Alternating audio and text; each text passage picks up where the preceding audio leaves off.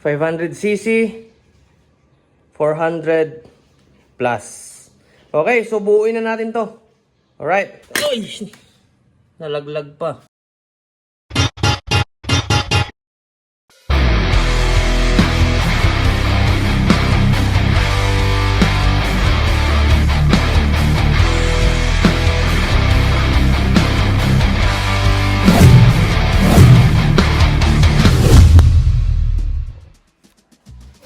Okay, so what is up mga ka-hardcore? We are back and dito tayo ngayon sa Cavite and bubuuin na natin itong ating 400 plus cc. So meron na rin tayong ball race kasi itong ball race na ito kailangan yan sa pagkakabit ng T-post. Ngayon, meron tayong T-post na dumating ito. So unbox natin gaya ng ibang vlogger na nag-unbox ng nag-unbox ng mga ganito. Okay. So, meron tayong T-post. Yan. T-post na alloy rin. Ang binili natin ay MTV. So, as you can see, kita nyo yan. Itong part na to. Kita nyo yung part na yan. Yan. Dalawa ang tornilyo. Meron akong isang alloy na T-post na ganito lang kakapal. So, yan yung ginagamit ko dun sa aking normal na Raider 150 ang makina. Yung dating makina ni Stoker. Yung itinoturbo charge natin. Ito yung ating isang T-post. Yan. Ito ay upper speed. Yan. Upper speed yan. So, ang pagkakaiba nito dun sa ating binili is ito. Ito katulad ng sa mga JRP, yung mga version 1 na JRP, isa lang yung tornilyuhan. Yung ating binili na MTV is ganyan kakapal at saka dalawa yung tornilyuhan. Ngayon ito kapag iisa, mahina yung grip niya kapag ganyan lang kanipis. Kaya kung ang gagamitin nyo sa waswasan yung mga motor nyo, gusto nyo mag-alloy na T-post, ang hanapin nyo yung dalawa ito. At saka ito yung nagsusupport ng bigat nyo. Ngayon dapat makapal yung part na yan. Itong part na to dapat mas makapal din. Ito okay lang to kasi ito para lang hindi umikot, hindi mag-twist. Ngayon kung gusto nyo ng tibay, hanapin nyo yung dalawa yung tornilyuhan. Meron dyan ng MTV, TRC yata, meron din. Tapos JRP na version 2, pero yung version 1 o kaya yung kahit anumang T-post na iisa ito, wag na yun. Pang show lang siguro pwede, kung lightened pwede. Kaya ang binili ko yung MTV kasi dalawa yan. Yan kita nyo naman kakaunti yung grip, baka bumigay pag mabilis na yung takbo natin. Ayun, so gaya ng sinabi ko, ito kasi may dagdag tibay to. Yan, lalo na yung makapal na yan. Diyan ang pagkukuhanan natin ng tibay. Itong part na yan. Kailangan makapal yan para sa bilis. Halimbawa, habang bumibilis ka, tumitindi yung pressure niyan ng diin ng iyong front shock. Kaya ang mangyayari niyan, kahit papaano dapat dalawa yung tornilyo na nagkakapit. Mas makapal to, mas maraming grip. Hindi siya dudulas. Ito kasi guide na lang yan halos Ito, guide na lang. Pero nakakapagpadagdag tibay rin yan. Yan, MTV yung kinuha ko kasi kita ko yan, dalawa. Kumpara dun sa JRP na single yung tornilyuhan, sa TRC, dun sa iba, ito, dalawa. Matibay talaga. Alloy rin. Yan. So, ang gagamitin na natin mga parts dito halos is mga alloy para magagaan. Dito sa part na to, may kinuha na rin akong adjuster. Ang kinuha nating adjuster ay ito. Alloy rin. Yan. Chain adjuster. Para simple. Puro alloy. So, since wala itong side stand, ito yung magiging side stand natin. Carbon fiber naman. Mas magaan siya. Side stand. Carbon fiber. Para dito. So, ito. Para dito. Tapos, ito T-post. Meron na rin tayong ball race. Knuckle bearing. And, ilalagay na natin yan. Okay, so, para mailagay na natin yan, mabuo na natin yan, ang gagawin nating donor is stoker. Itong mga parts na ito. Gulong niya para sa likod, ito kukunin muna natin kasi ang ilalagay natin diyang gulong ay yung mugs niya dati, yung stock mugs. Tapos ito kukunin din natin yan kasi kailangan naman natin yung kanyang dual disc brake. Lahat ng pwede natin kunin dito, kukunin muna natin kay Stoker kasi papalitan naman natin yan ng iba. Kukunin muna natin itong monoshock, lagay natin dito para lang mabuo natin muna ito. Kasi kapag hahayaan natin naka-stock yan dyan, tapos tayo mag-iintay ng parts na dumating, lalo tayong matitingga na matitingga. So, ang kukunin ko muna mga parts ay galing kay Stoker. Yun ang isasalpak natin dito. Tapos, ito yung bibilhan natin ng bagong parts. Meron din tayong upuan na binili dyan para kay Stoker. Tingnan nyo yung pagkakaiba ng kanyang tangke. Ito yung tangke niya. Ganyan kaliit. Ganyan kakitid. Meron ring fuel pump. Tapos, ito yung sinasabi ko sa inyo, yung taklob ng JRP. Lusot. Yan, lusot. So, ibig sabihin, basta yumugyog ang motor, basta sumagwak yan, ang gasolina yan, sumagwak, lalabas dito. Kahit pa yan merong ano dito, may goma, lalabas yan. Compared dito sa taklob natin dito sa kabila, ito, taklob natin.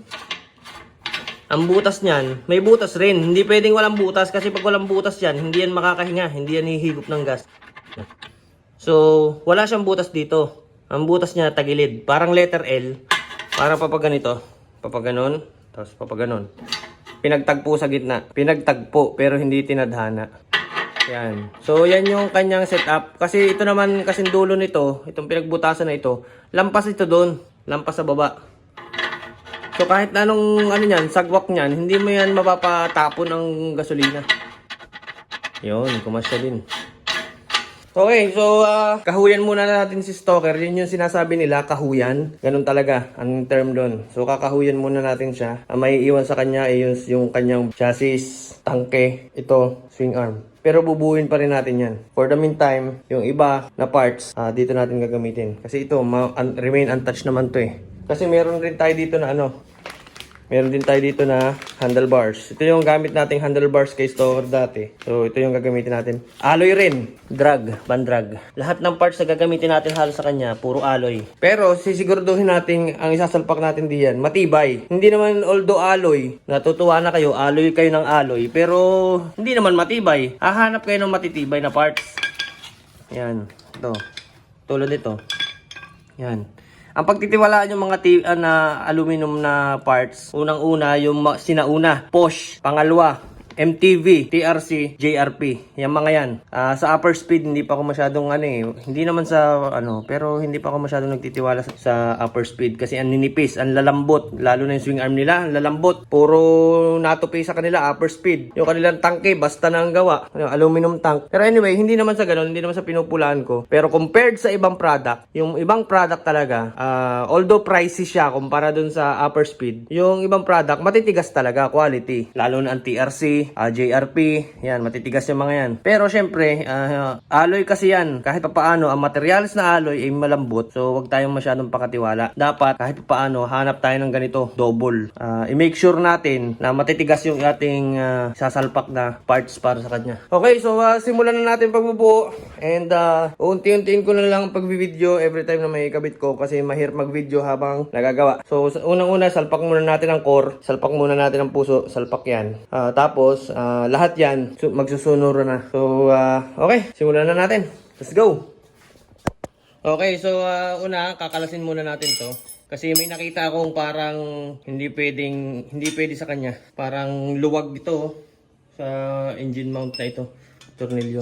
So, papagawan pa natin yan ng bushing. Para sumuot ito, dun muna natin ikakapit ito. Hanging muna siya, hanging. Kaya naman siguro yan, oh.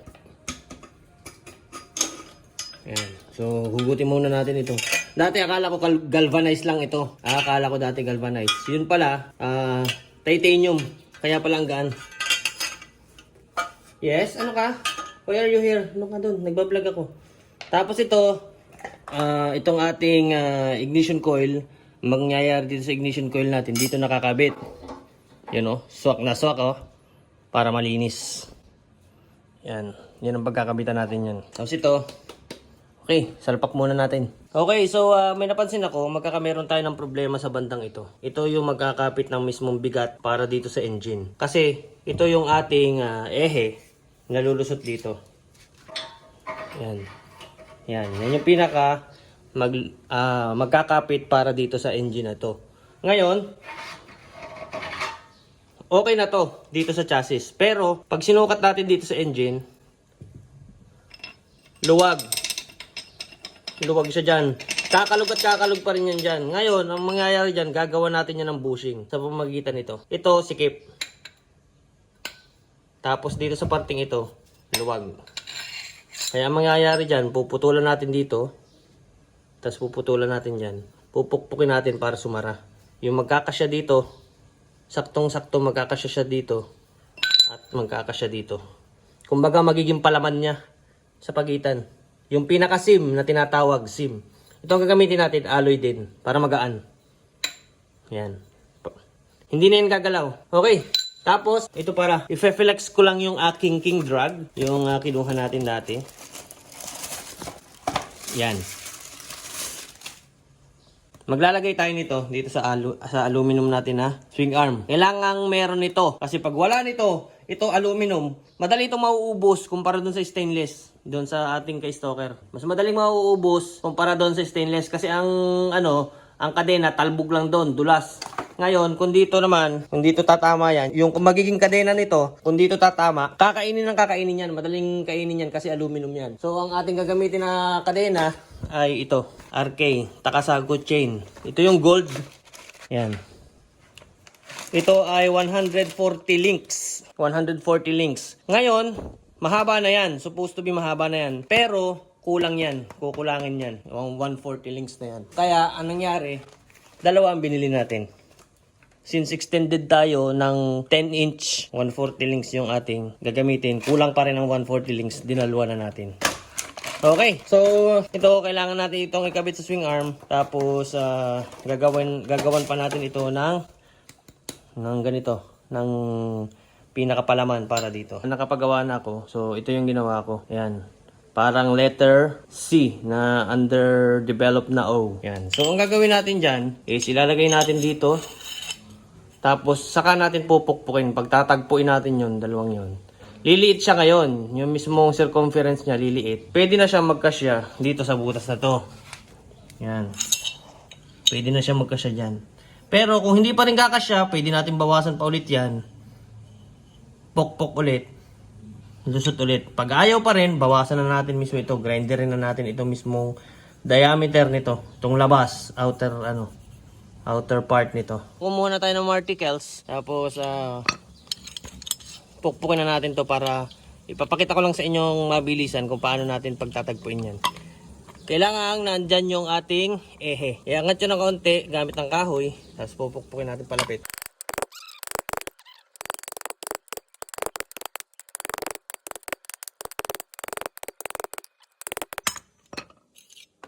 Okay, so nakapagawa na tayo. And tingnan natin kung kakasya. Pag hindi, bawas pa ulit ng konti. Pukpok ulit. Moment of truth, kung shoot ba to? Hindi. Ngayon, ito yung ehe natin. Yan. Lusot na to. Lusot na yan. Mahigpit na yan. Sakto-sakto na. Kita nyo naman, Ang problema is, ito naman ang hindi lumusot. Yan. Ngayon, ang gagawin natin is, babawasan natin ito, pinakalabas niya. Kasi syempre, may pinagpukpukan rin tayo dyan. Ang gagawin natin is, tatanggalin natin yung mga imperfections na yan. Hanggang sa lumusot ito dito. Grinderin muna natin to and balik tayo pagka okay na. Ito yung bushing kong nagawa. Tingnan nyo naman kung gaano kanipis. Kumpara dito sa dati. Di ba? Galing yan dito sa alloy na yan. So, grind ko lang siya gamit itong iron hoof. Ito. Di ba? Saglit lang. Isang portable na grinder. Mura lang to. Tingnan nyo lang sa Shopee. Meron yan. Mura lang yan. So, ito yung pinanggalingan niya. Ito. Ito siya. Ngayon, moment of truth. Kung kakasya na ba itong ating ginawang palaman. Siyempre, lalagay muna natin ang pampadulas para yon. Di ba? Swak na swak.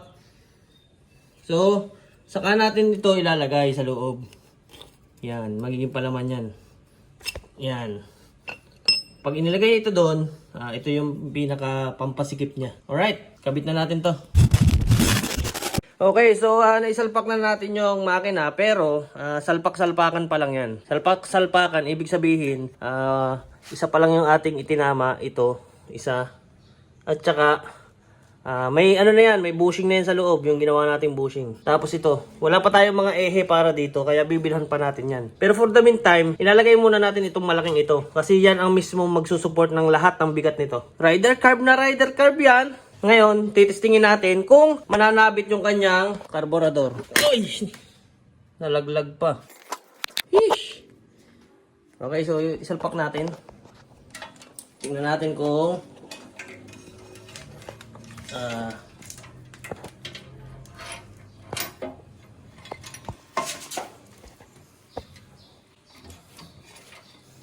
ayos! ayos talaga. Hanep talaga. Oh, saktong-sakto lang. So, tingnan nyo mabuti to. Ayan o. May clearance na 8mm sa may tangke. Ay, hindi pala. Maluwag pa. Kasi hindi ko pa tuturilyohan eh. Ayan. O, yan. Ang clearance niya. Saktong-sakto. Bala ko pa sanang bawasan yung manifold niya eh. Kaso wag na muna. Saktong-sakto. Tapos nandito yung pinakaupuan niya. Ganito lang kababa ang pinaka mismong upuan niya. Tapos, syempre, hindi yan nakaganyan kasi nakatungo yan. Ang magiging stance niya, ganito. Yan. Oh, parang naka-flat seat. Parang naka-flat seat. Okay, so, gagawin natin is, kunin na muna natin to. Itong mga gulong niya. Ito. Kasi wala rin naman kadena yan. Hindi rin naman nalinyahan din yan. Kunin na natin to. Kunin na natin yung moonshock. Tapos, kunin natin yung gulong sa harap. Preno. At saka, mga shock. Yan. Pero ito, iwan na ito. Diyan na yan. Papalitan na lang natin yan ng shock na bago. Kukunin lang natin yan kasi dual disc yan. Kailangan natin, once na bumilis yung motor, kailangan din, mas mabilis din siyang pahintuin. Eh, hindi tayo maglalagay ng ng preno sa likod. Kaya, dun lang tayo magre-rely sa harap. Okay, so, pasensya ka na stalker ha. Eh, ganyan talaga. Saka na, bubuhayin naman kita, huwag ka mag-alala. Okay, so ilipat na natin to. Tapos, ayun, bahala na. Let's go! Excited ako! Haha!